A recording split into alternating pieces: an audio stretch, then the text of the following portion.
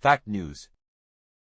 Gaza death toll tops 5,000, nearly half of them children, officials. Children make up 40% of the dead since Israel started bombing the enclave. According to Gaza's Ministry of Health, nearly 5,100 Palestinians have been killed in the Gaza Strip since Israel launched a relentless bombing campaign against the besieged enclave after an attack by Hamas inside Israel more than 2 weeks ago, according to health officials. About 40% of the 5,087 people killed are children, Gaza's Ministry of Health said on Monday, the day when Israel's army said it carried out more than 300 new air attacks within 24 hours. Palestinian officials said more than 400 people were killed in that period. Thousands of buildings have been destroyed, and more than 1 million people displaced in the territory, which has been under siege and largely deprived of water, food, and other basic supplies.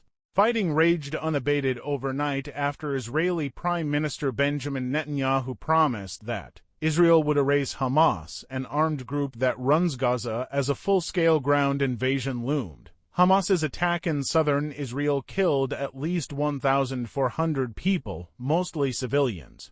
According to Israeli officials, on Monday, the Israeli military said it had hit over 320 military targets in the Gaza Strip in the previous 24 hours. It said the targets included tunnels containing Hamas terrorists, dozens of operational command centers, as well as military compounds and observation posts used by the Palestinian Islamic Jihad, another armed group.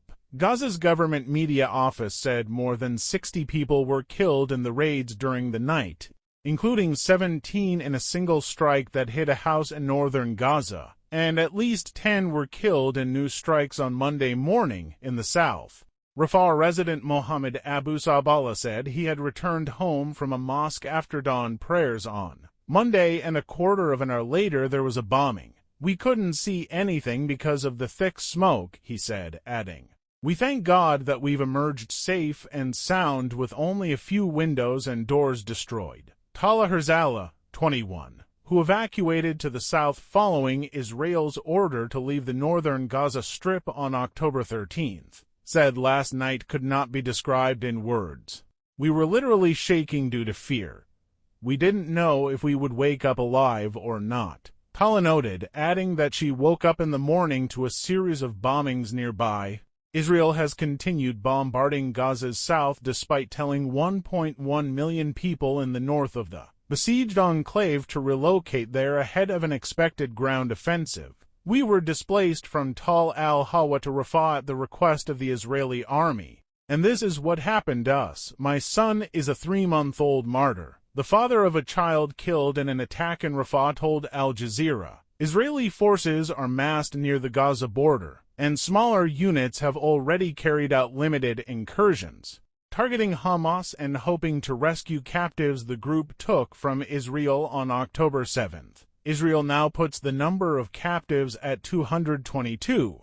In one such operation, a 19-year-old Israeli soldier was killed and 3 wounded, the army said, adding that the tank operation aimed to dismantle terror infrastructure and locate missing persons and bodies. Hamas confirmed the skirmishes, saying its fighters encountered an Israeli armored unit infiltrating east of Khan Yunis in southern Gaza. The group said its fighters destroyed some Israeli military equipment,